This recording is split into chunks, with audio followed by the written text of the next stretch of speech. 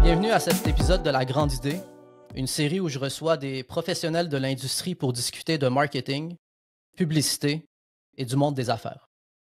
En plus d'avoir cofondé l'agence LG2, aujourd'hui la plus grande agence indépendante au Canada, et d'avoir transformé le secteur de la communication en inspirant de nombreux professionnels, mon invité d'aujourd'hui a également été intronisé au temple de la renommée de l'A2C. Paul Gauthier, qui est natif de Trois-Rivières, était reconnu pour la création de publicités responsables, thématique qu'on aura d'ailleurs la chance d'aborder dans la conversation d'aujourd'hui. Paul a non seulement bâti une agence nationale pérenne et qui se démarque au plan créatif, mais avec son cofondateur Sylvain Labarre, a également eu la vision de développer un plan de transition unique à une relève interne, tout en demeurant une propriété entièrement québécoise. Paul, merci d'être avec nous aujourd'hui. Plaisir. Paul, pour comprendre l'homme, je me dis que c'est important de comprendre le contexte dans lequel il a grandi parce que c'est souvent ces expériences de vie à un très jeune âge qui vont commencer à former notre personnalité, notre résilience et nos choix. Donc, dans quel contexte est-ce que Paul Gauthier a grandi? Paul Gauthier a grandi dans un quartier ouvrier. Mes parents étaient des ouvriers d'usine. Et, j'ai j'ai manqué de rien. J'ai manqué de rien. J'ai eu beaucoup de plaisir dans, dans, dans, dans ce quartier-là. C'était vraiment de belles années parce qu'on était très impliqués aussi au niveau des sports, au niveau culturel. Donc, c'est là que j'ai commencé aussi à m'impliquer dans divers organismes, comme par exemple autant culturels que sportifs. Quand on étudie la vie de plusieurs grandes personnalités du monde des affaires, on réalise qu'une grande partie d'entre eux ont vécu dans l'adversité, à un moment ou à un autre de leur vie, là, mais souvent très, très jeunes. Ça peut être un traumatisme, une immigration forcée, la perte d'un être cher, la pauvreté, le rejet, la maladie. Quel type d'adversité est-ce que vous avez eu à surmonter, puis comment est-ce que ça vous a préparé pour les prochaines étapes de votre vie? Ben, la première chose, c'est que j'ai perdu ma mère à l'âge de 10 ans. Ça, c'est qui a été une épreuve. Ensuite, on a scindé la famille en deux. C'est-à-dire que mes deux frères plus vieux sont restés avec mon père.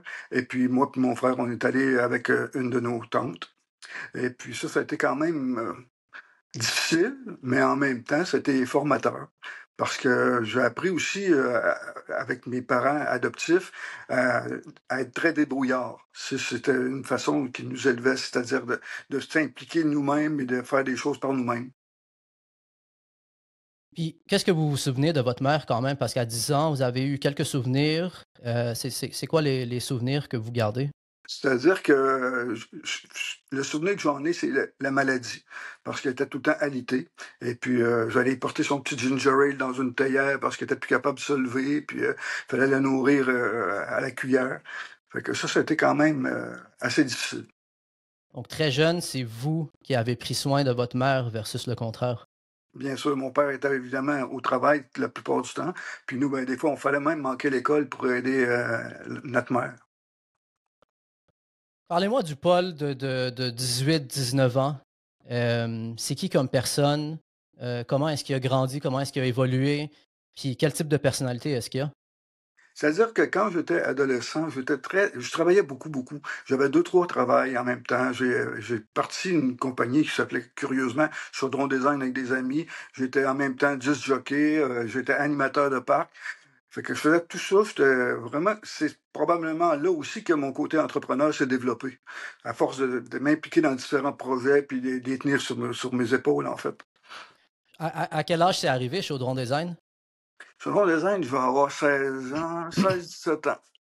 Puis on avait Donc, enregistré la compagnie. On savait pas tout comment ça marchait, mais on, on avançait puis on pognait des contrats. C'est très bien. est-ce que vous êtes le seul entrepreneur dans la famille ou est-ce que vous tenez ça de quelqu'un? Non, mais dans ma famille, il n'y a pas d'entrepreneurs, c'était des travailleurs, des travailleurs d'usine. Puis qu'est-ce qui vous a poussé justement ou d'où est venue l'idée de commencer à offrir vos propres services et à peut-être pas adopter la voie classique d'aller travailler pour une entreprise comme peut-être plusieurs de vos amis le faisaient? Ben, comme j'avais besoin de faire ça. Je ne sais pas, c'était un mouvement qui me poussait vers ça. Il faut comprendre aussi que très jeune, J'ai toujours dessiné, puis le dessin m'a amené à prendre des contrats, même quand j'avais 8 ans, 9 ans. Je dessinais des affiches pour le vendre du steak haché à l'épicerie d'à côté ou des blés d'Inde.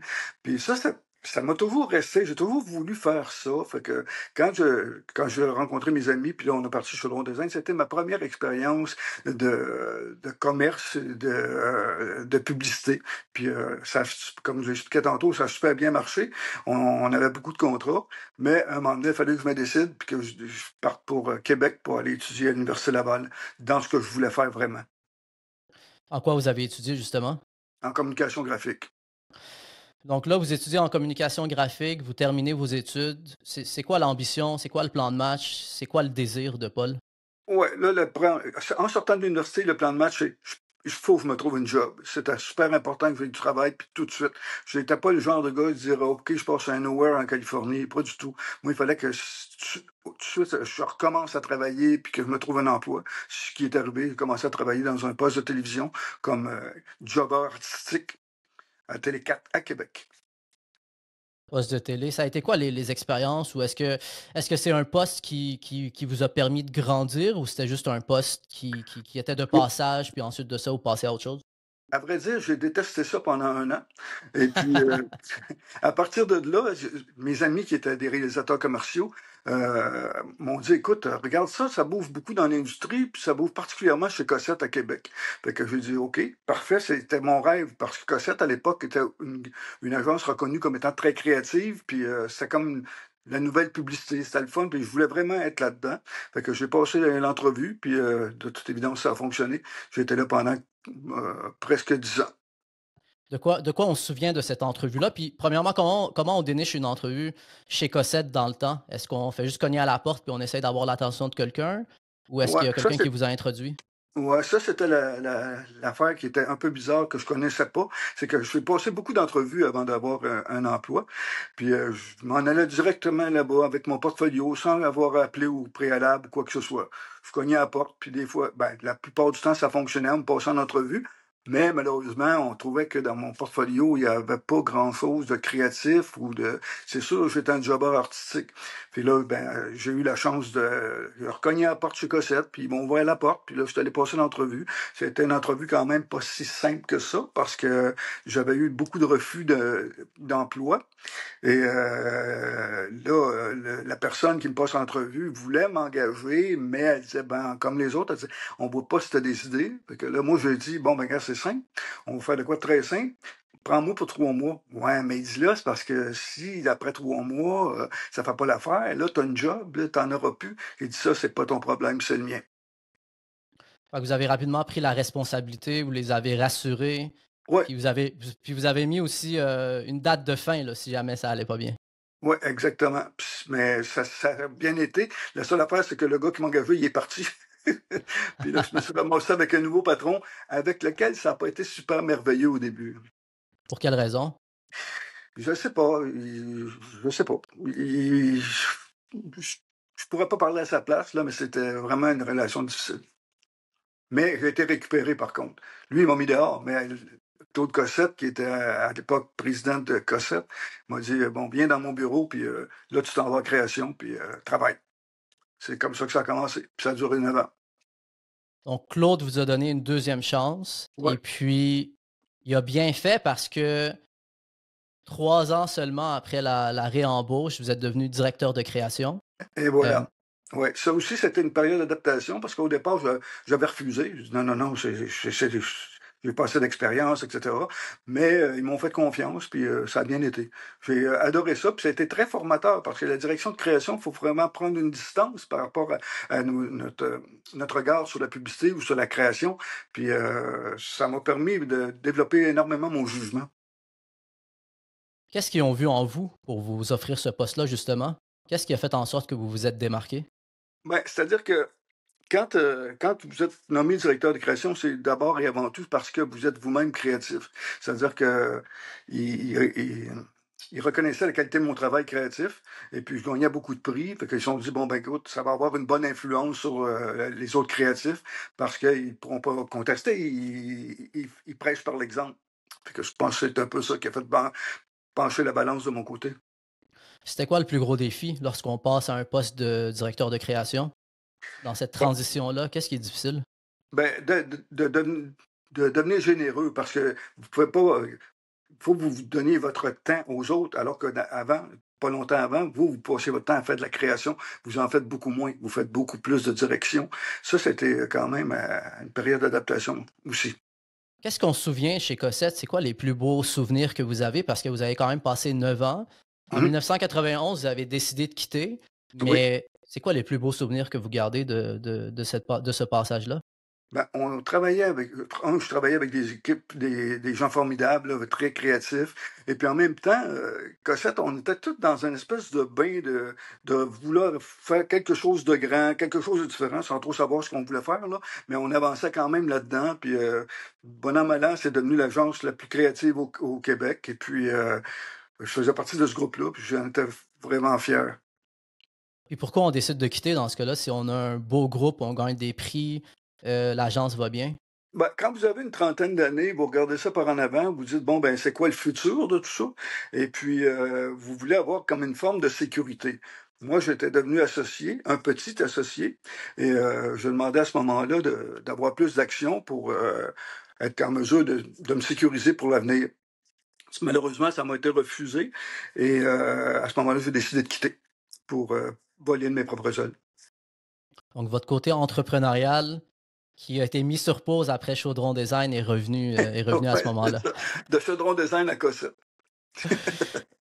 En 1991, vous quittez Cossette. En 92, vous décidez de lancer votre propre boîte. Qu'est-ce qui se passe entre 91 et 92? Comment on organise le lancement d'une agence? Est-ce que c'est un peu brouillon, on s'essaye, ou est-ce que c'est très, très, très bien planifié?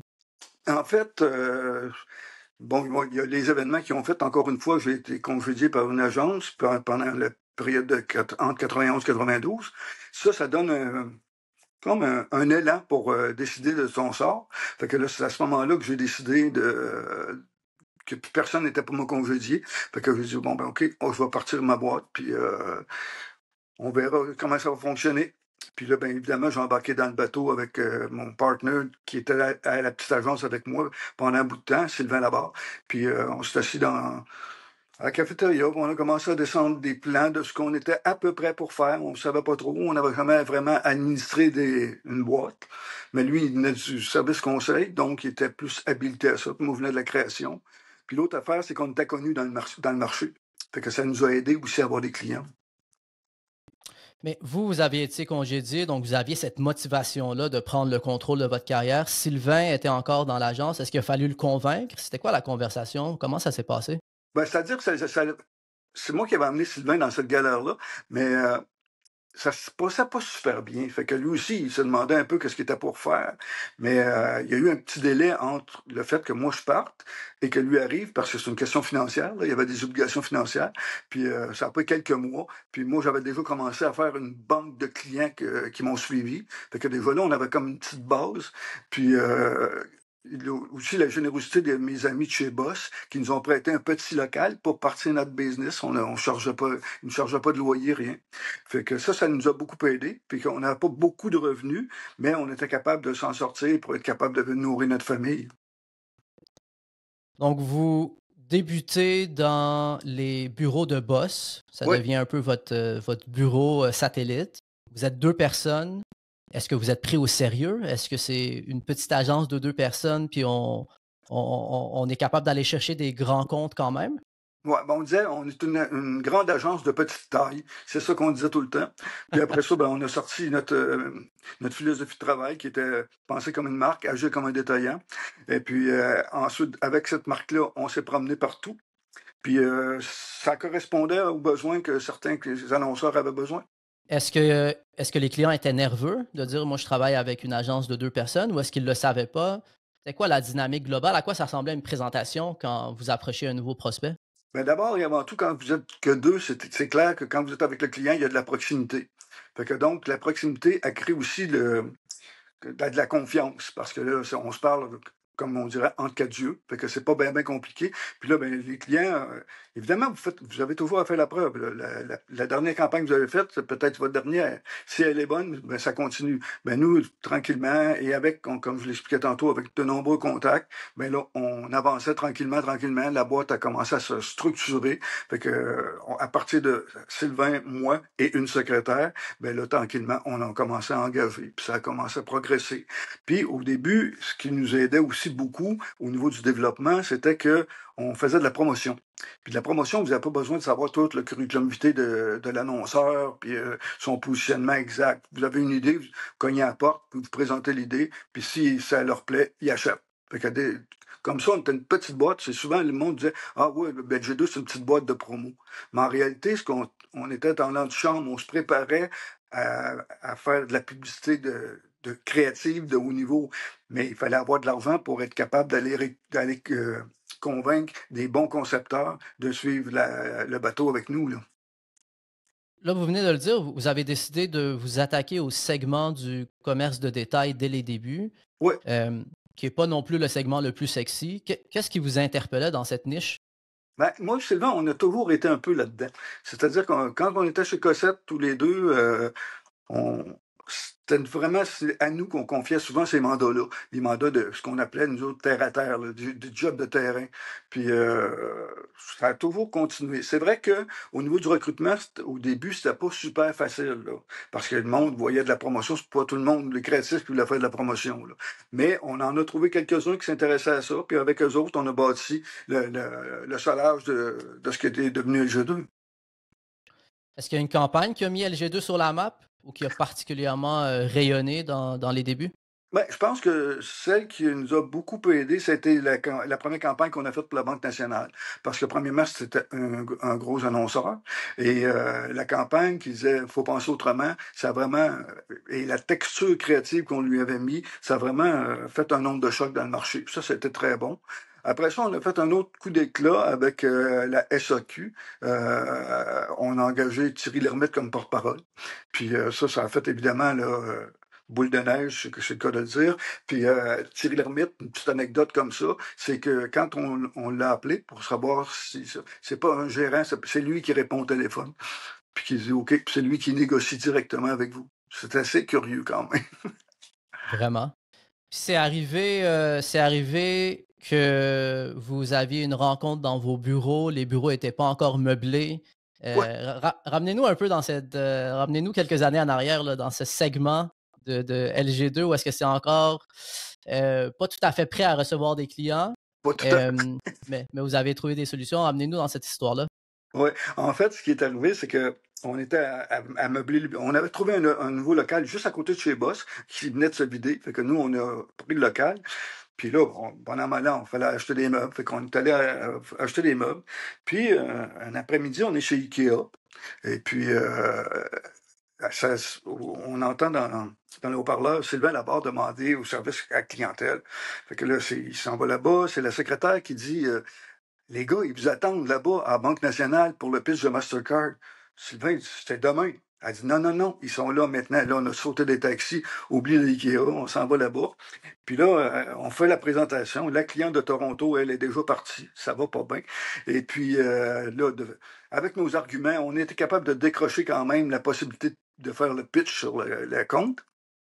Fait que là, ils nous disent à la fin du meeting, bon, mais c'est très bien, on se voit la semaine prochaine dans vos bureaux. Oh boy, la semaine prochaine, on n'a pas de meubles, il n'y a rien, rien, rien. Fait que là, on s'en va chez un revendeur de meubles usagés, on s'ajoute une table de conférence, des chaises. Mais nous, dans notre philosophie aussi, on voulait avoir un petit salon. Toujours le petit salon pour toujours créer de la proximité avec les clients puis gagner en confiance. Mais là, Ikea, le gars, il était en train de monter les meubles en arrière, puis les clients étaient dans la réception. Puis vu que le bureau était pas très, très grand, lui, on l'a fait sortir par une porte de côté. Et puis, là, on a ouvert la porte, puis tout avait l'air correct. C'était notre première présentation dans ces bureaux-là. Mais c'est fascinant parce que là, je ne sais pas si c'est l'ère pré-cellulaire, mais de vous faire appeler sur les haut-parleurs dans un IKEA pour Oui, vous faire demander à la réception, on peut pas imaginer un scénario comme ça aujourd'hui. c'était une Donc, autre époque. effectivement, effectivement. Puis Puis j'en retiens aussi votre côté débrouillard aussi, là, qui est très, très propre aux entrepreneurs. On trouve des solutions coûte que coûte, là, puis on travaille jusqu'à la dernière minute avant une présentation. Ça, c'est clair. C'est vraiment, c'est dans notre ADN. On voit souvent des duos d'entrepreneurs qui sont complémentaires, mais dans les chroniques que j'ai lues, dans les entrevues, vous et Sylvain Labarre, là, il semble avoir un petit quelque chose de spécial. Qu'est-ce qui faisait en sorte qu'il y avait cette complémentarité-là? C'était quoi la formule magique entre Paul et Sylvain? Outre le fait qu'on est deux gars de Trois-Rivières qui habitaient sur la même rue, qui se connaissaient pas, là, chez Cossette, on avait quand même eu des contacts à l'occasion. Puis moi, j'appréciais son travail, puis lui, il appréciait le mien. Mais pas plus que ça, on se voyait pas du tout. C'est quand on est allé dans la petite agence que là, moi, j'ai convaincu Sylvain de se joindre à nous. Et à ce moment-là, quand il y avait une magie qui s'est installée immédiatement. Souvent, comme analogie, c'est comme au hockey. Je savais pas où était sa patinoire, mais je lançais la rondelle, puis il était là. Fait que c'était vraiment, ça cliquait, là, mais assez fortement à ce moment-là. Puis c'est pour ça qu'après, on a continué avec LG2, puis que la même complicité a continué, là. Les présentations de pitch, est-ce que vous les faisiez ensemble? Oui, tout le temps. Et puis, on était pas mal bons. On sortait les bons arguments. Est-ce que vous deux, vous aviez le côté théâtral ou est-ce qu'une personne était plus pragmatique, l'autre personne embarquait plus dans un personnage? À quoi ça ressemblait une présentation de pitch dans ce duo-là? On était pas mal tous les deux pareils. On était pas mal assez convaincants et assez théâtral dans bien des cas. En lisant, je lisais quelques témoignages encore une fois, puis il y a un passage de Gilles Chouinard qui est devenu le directeur de la création et Oui, associé. Ça a retenu mon attention. Ça dit Paul était obsédé par une vision très claire de la grande création, oui, mais avec des résultats pour les clients. oui. Ça, c'était incontournable.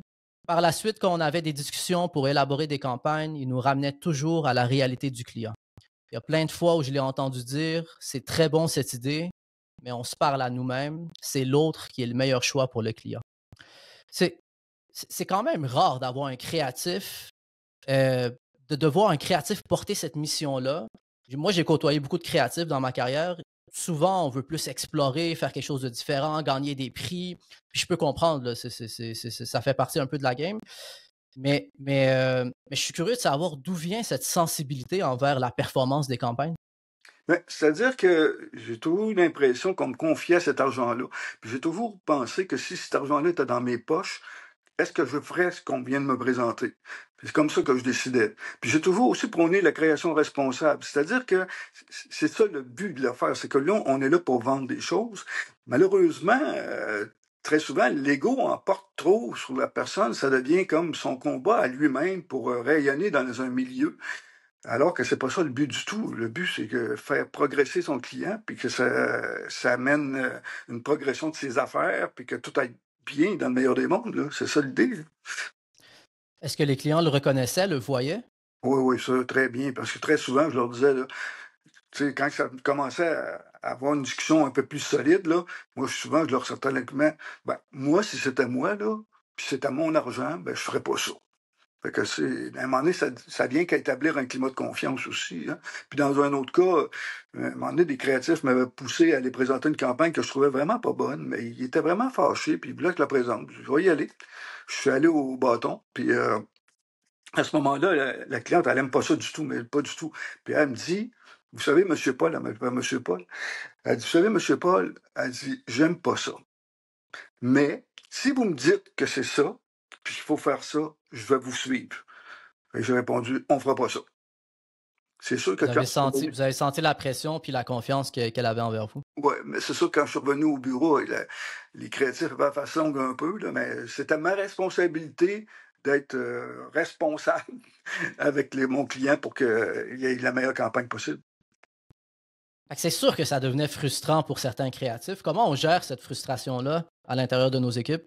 Ah, ben, des fois, on le fait par l'exemple. Comme par exemple, un jour, un concepteur m'a présenté un concept assez surprenant. Et puis là, je disais, c'est pas bon, on peut pas faire ça. Je comprends même pas. Moi, il dit, on sait bien, là, quand tu es créatif un peu, tu veux pas, puis blablabla. Ben, il dit, non, c'est pas ça la question. C'est que c'est mauvais. Mais il dit, ben, je dis, regarde, on va faire un délai, toi. c'était un client de McDonald's, un client quand même sérieux, mais sévère. Fait que il dit, vas-y, là, puis tu viendras me expliquer comment ça s'est passé. Fait que comme le client qui est revenu, il avait plutôt la tête basse. Puis j'ai dit, bon, puis t'es revenu avec la bouche en sang, là? Il dit, ouais, un peu. Il a trouvé ça aussi mauvais que toi. Fait que voilà. Mais ça, c'est vraiment super d'un leader et d'un directeur créatif de donner la chance à son équipe justement de se planter. C'est pas tout le monde. Je pense Non. parfois on le voit venir, on veut caler la shot, puis on étouffe une idée. De laisser aller un créatif dans une idée qui est peut-être pas bonne pour qu'il le découvre lui-même. Est-ce que c'est quelque chose qu'ils ont quand même apprécié? Pas sur le coup, mais par la suite, évidemment, oui. Mais tu sais, je n'aurais jamais laissé aller un créatif sur une grande campagne ou une affaire. Quand je l'ai laissé aller comme ça pour qu'il se fasse un peu faire mal un peu, là, c'était sur des petits dossiers, un spot radio, une annonce imprimée, c'était des petits dossiers, donc ça faisait moins mal un peu. Mais après, c'est sûr que quand le client m'appelait, je disais, oh, regarde, je le savais, je l'ai laissé aller, j'étais convaincu que tu serais de mon côté. Fait que, il y avait de la complicité avec les clients dans ce sens-là, fait que ça n'avait pas si difficile que ça. Est-ce que les clients étaient plus loyaux dans ce temps-là? Est-ce qu'ils restaient avec les agences plus longtemps? Ben, là, dans ma période de Cossette, c'était plus volatile. Mais dans la période LG2, j'avoue qu'on a gardé nos clients très longtemps, très, très longtemps. Puis, évidemment, là, il y a ceux qui sont par obligation obligés de retourner en pitch. Mais nous, on les a conservés quand même pas mal longtemps, nos clients, ainsi que nos employés. LG2 a grandi. LG2 a fait des pas dans le Canada anglais aussi. Oui. Parlez-moi de cette aventure-là. Donc, LG2 qui décide de voyager en Ontario, d'ouvrir un bureau à cet endroit-là. C'est quoi les difficultés au Ben, niveau culturel, au niveau de la langue?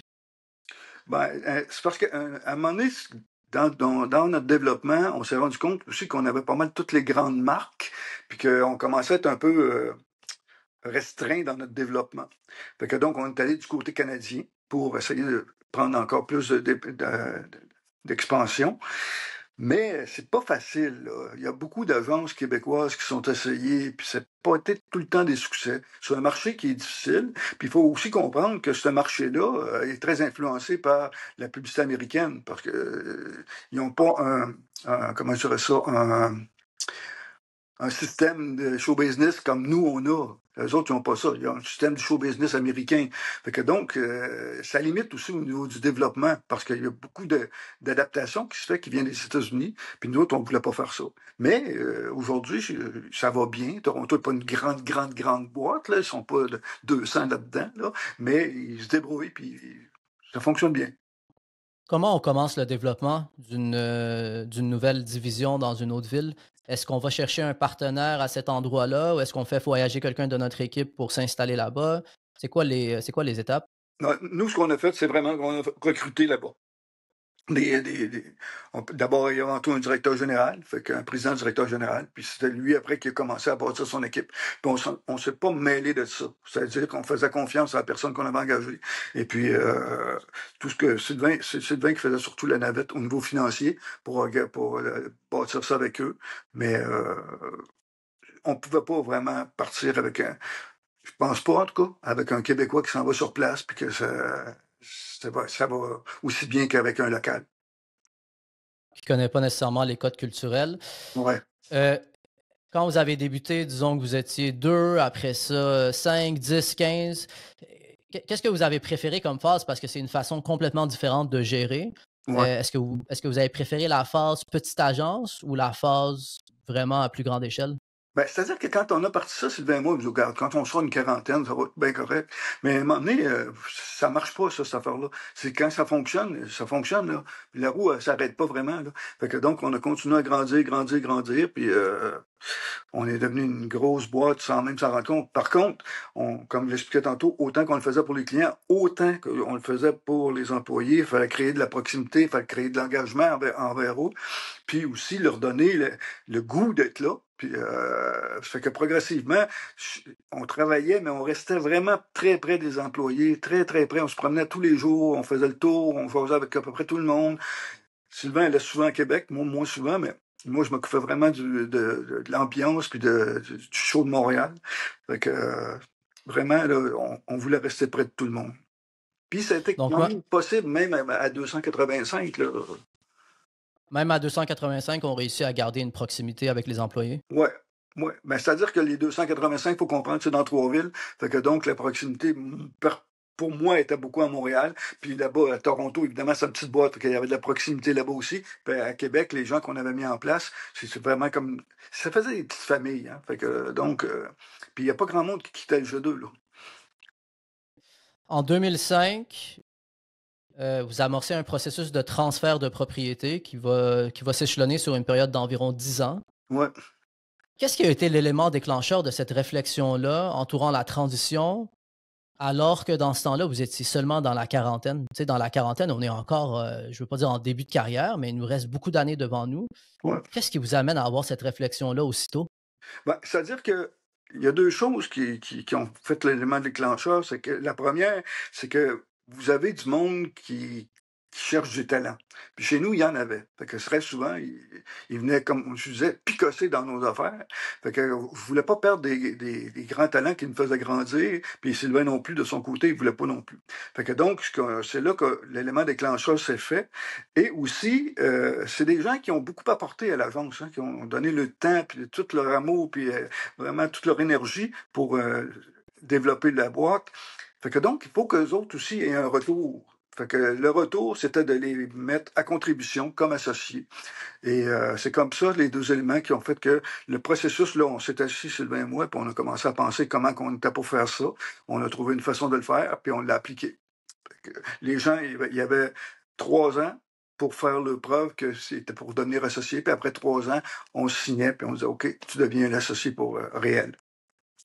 Combien de personnes sont devenues associées sur cette période-là? Au début, ça a commencé avec... Ben là, nous, on était 3 associés. Après ça, il y a eu, dans la relève, il y a eu 2 associés, mais il faut comprendre aussi qu'il y a eu beaucoup d'associés parce que on avait des divisions, puis il y avait des actionnaires par division. Fait que donc, au début, ça a été 2. Après ça, bon an, mal an, on en rentrait un à tous les 2, 3 ans. Et puis dans les autres unités, pareil, ils faisaient la même chose. Fait que là, il y avait beaucoup d'associés quand on a quitté. Nommer des associés, ça apporte beaucoup d'opportunités, puis c'est aussi l'occasion de redonner, comme vous avez dit. Oui. Mais ça apporte aussi, je ne veux pas dire une menace, mais l'envers de la médaille, c'est que ça peut créer des frustrations chez certaines personnes. Est-ce que ça a créé des frustrations? Est-ce qu'il y a des personnes qui ont décidé de quitter parce qu'ils ont senti qu'ils devaient être associés, ils ne l'ont pas été? Comment est-ce qu'on gère Ben, moi, peut-être des déceptions? ben, en fait, c'est sûr qu'il y en a qui auraient aimé ça. Il y en a même qu'on aurait pu voir là, mais que pour une question de conjonction, c'est pas arrivé. Fait que, il y a eu des déceptions, mais je pense que le monde qui était là, premièrement, il fallait qu'il y ait l'âge pour être embarqué. Il fallait qu'il y ait dans la trentaine. Plus jeunes, la trentaine jeune, et les autres comprenaient, les plus vieux, que bon, ça arriverait pas, que c'est pas possible, mais ça créait pas tant de frustration que ça.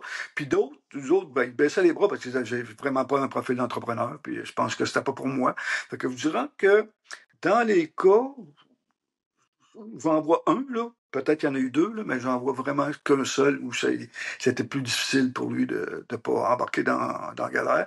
Puis une fois, il y en a un qu'on avait nommé, mais de toute évidence, c'était pas la bonne personne parce qu'il y avait de la misère à être une personne d'équipe. Fait que lui, à un moment donné, on a dit, bon, regarde, soit après ton 3 ans, ça fonctionnera pas. Mais ça, il a compris, la personne a compris. Puis est-ce que toutes les personnes qui ont embarqué comme associés avaient la même vision de garder LG2 une entité québécoise? Oui, bien sûr, parce que là, nous, quand on a quitté aussi, c'est que ils ont signé un contrat de perpétuer la relève de la façon dont on l'avait faite. Fait que tout le monde partageait cet avis-là. Et l'autre avis, tout le monde était très fier qu'on soit devenu une grande avance à propriété entièrement québécoise, parce qu'on n'avait pas, on avait refusé des offres à quelques reprises d'être vendu à des Américains ou à des agences canadiennes, mais c'était pas ça le but. Le but, c'était vraiment de redonner puis de rester à propriété, parce que quand c'est votre propriété, vous pouvez décider de où vous en allez. Quand vous vendez, vous décidez plus rien. c'est plutôt un comptable à bretelles qui vient qu'à décider où, quand vous coupez, puis le plus souvent, il dit pas OK, engagez, il dit plutôt couper. Fait que non, nous, c'est pas comme ça qu'on voulait gérer ça. On voulait vraiment garder le contrôle de notre avance. Mais on est tous des humains. Quand on reçoit un appel ou quand on reçoit une lettre avec une offre, est-ce qu'on y pense quand même? C'est quoi la discussion que vous aviez avec Sylvain? À propos de vendre à quelqu'un? Ah Ouais? non, c'était absolument non. Puis lui, je pense que c'est non aussi. On voulait pas s'embarquer là-dedans pour les raisons que je mettais tantôt. C'est-à-dire que on fallait garder les mains sur le volant, comme dirait mon ami Charret. Et puis, comme ça, on pouvait décider que si un client, même si un client nous causait du tort, on pouvait décider de le mettre dehors. Si, vous ne pouvez pas faire ça là, quand vous avez vendu à des Américains, des Canadiens. Là. Ils vont dire non, non, non, non, il y a bien trop d'argent en risque. Nous, on s'en foutait. On disait, regarde, on va se replacer, puis on va en trouver d'autres, puis pas de problème. Puis je pense que le succès aussi, c'est la complicité, comme je dis souvent, là, mais avec les clients. C'est-à-dire que les clients restaient parce qu'ils trouvaient qu'on travaillait fort, qu'on travaillait bien, puis qu'on avait un bon produit. Voilà, on passe au segment de la grande idée. Vous avez bâti ce qu'on appelle l'agence du bonheur. Oui. Puis évidemment, il n'y a pas d'agence sans humain et sans talent. Puis pour commencer, j'aimerais savoir comment on fait pour recruter un bon talent qui a le potentiel de s'épanouir créativement. Comment on fait pour le reconnaître? Puis surtout, comment on fait pour le garder? Ben, pour le reconnaître, c'est pas compliqué. Ben, c'était un peu plus compliqué à l'époque parce qu'il n'y avait pas tous ces réseaux sociaux puis on pouvait pas tout voir. Mais évidemment, vous commencez à voir les talents exploser. Là. À un moment donné, ils ressortent. Là. Fait que donc, on l'a dans notre mire puis on dit, OK, on va aller tenter de le recruter. Pour le speech qu'on leur faisait, c'était très simple. C'est que pour nous, là, puis c'était très, très important, c'est que nos employés devraient avoir une qualité de vie. Ça, c'était non négociable. C'est-à-dire que en leur disant, écoute, on ne travaille pas les fins de semaine, on ne travaille pas tard le soir, on veut que vous ayez une qualité de vie. Puis aussi, on ne fera pas de feuille de temps. Mais ça, tous les créatifs détestent ça. Mais puis Sylvain aussi, de son côté, recrutait des gens du service conseil avec ces arguments-là.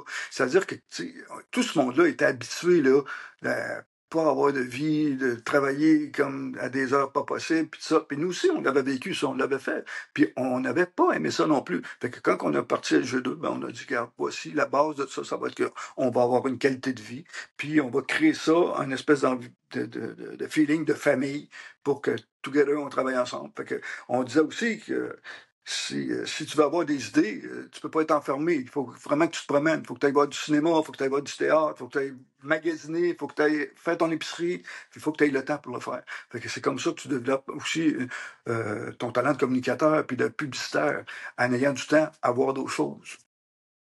Aujourd'hui, on est très sensible à cette idée-là. On voit des articles passer à tous les jours. Mais vous êtes précurseur, là. Je veux dire, dans ce temps-là, il y avait pas de conversation autour de la balance entre le travail et la vie personnelle. Mais vous avez décidé quand même de l'offrir à vos employés. Est-ce que vous avez été en mesure de continuer à compétitionner malgré tout parce que les autres agences faisaient travailler leur monde 7 jours sur 7?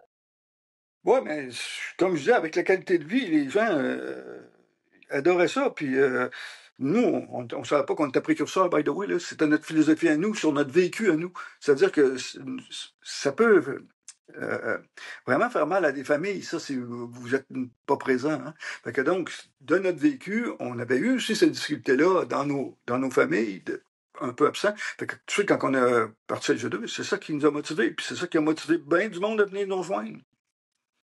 Puis je reviens sur la feuille de temps. Quand l'entreprise est petite, ça va parce qu'on est proche de tout le monde, on est capable de savoir si une personne est débordée, a du temps libre. Quand l'agence grandit, comment est-ce qu'on peut garder ce niveau de contrôle puis éviter les abus si jamais il y en a? Ouais, mais c'est-à-dire que dans notre milieu, c'est comme un peu difficile de faire des feuilles de temps. C'est même que presque pas pensable. Par exemple, si je trouve une idée, puis parce que c'est arrivé déjà, trouver une idée en 15 minutes ou en 10 minutes, là, je peux pas aller y vendre ça 10 minutes, là. Fait qu'à un moment donné, c'est réaliste. Puis si le gars ou la fille passe 2 semaines à trouver quelque chose, ne peut pas y vendre ça pour 2 semaines de temps. Ça n'a pas de raison d'être. Puis ça, c'est un combat que j'ai toujours livré. Puis les clients voulaient des feuilles de temps. Ceux qui en voulaient, ben, on s'organisait pour qu'il y en ait. Puis, mais c'était des feuilles de temps très justes. Mais c'était quelqu'un d'autre qui les évaluait. C'est-à-dire qu'on avait engagé quelqu'un qui se promenait, puis il faisait le tour. puis elle faisait les feuilles de temps en discutant avec les gens. Au lieu de faire, tu sais, on n'est pas une usine, on t'as toujours bien pas pour mettre une carte à punch dans l'affaire. Puis vous savez, très souvent, en publicité, c'est là, vous travaillez sur une affaire, oh, puis quelqu'un vient vous voir, il pose une question sur un autre sujet. Là, OK, 5 minutes, OK, 12 minutes, 8 minutes. Voyons, ça se marche pas, ça, cette affaire-là. Fait que donc, on avait développé un principe que Sylvain, en fait, avait développé, c'est on vend à la valeur. C'est ça que ça vaut, c'est ça qu'on va, c'est ce prix-là qu'on va le vendre, c'est tout. Puis je trouve que c'est la meilleure affaire. Je l'ai vécu moi-même dans mes expériences en agence, lorsque je travaillais en agence. Puis souvent, je pense comme beaucoup de personnes, là, je détestais cette partie de ma semaine de remplir ma feuille de temps. Puis je laissais ça aller jusqu'à vendredi en après-midi. Puis vendredi, j'essayais de me rappeler sur quoi j'avais travaillé. Puis bien honnêtement, c'était très, très, très loin d'être précis. Fait que je peux pas comprendre encore là, aujourd'hui la valeur d'avoir des feuilles de temps. On est du même bord. Ouais. Comme coach et leader créatif, comment on trouve la balance entre, d'un côté, il faut continuer à pousser nos employés, nos créatifs à performer, sortir de leur zone de confort, travailler peut-être encore une fois une nouvelle version parce qu'on n'est pas encore rendu là, à se dépasser parce que c'est essentiel au développement. Donc, comment on assure ça d'un côté, puis d'un autre côté, d'éviter de les décourager, de perdre leur motivation ou de les brûler? Ouais. Écoutez, le problème, des problèmes qu'il y a très souvent, là, qui crée des problèmes, en fait, c'est l'ego individuel. Ça, c'est vraiment un problème majeur. Et ça, quand vous êtes capable de briser ça pour développer un ego corporatif, c'est-à-dire que là, les gens viennent fiers de participer à quelque chose qui fonctionne bien, qui gagne des prix, tout ça, mais même s'ils n'ont pas été impliqués directement dans ce projet-là, ils deviennent fiers du résultat puis de la réussite. Fait que donc, c'est comme ça qu'on a développé ce qu'on appelait l'ego corporatif, pour que les gens se sentent impliqués dans le succès de la boîte au complet, pas seulement dans leur petite case à eux. Est-ce que ça, c'est quelque chose pour lequel on doit avoir un ressenti au moment de l'embauche, ou est-ce que c'est quelque chose qui peut être déconstruit chez une personne qui est déjà là, qui a peut-être déjà son ego, là, c'est un peu trop tard.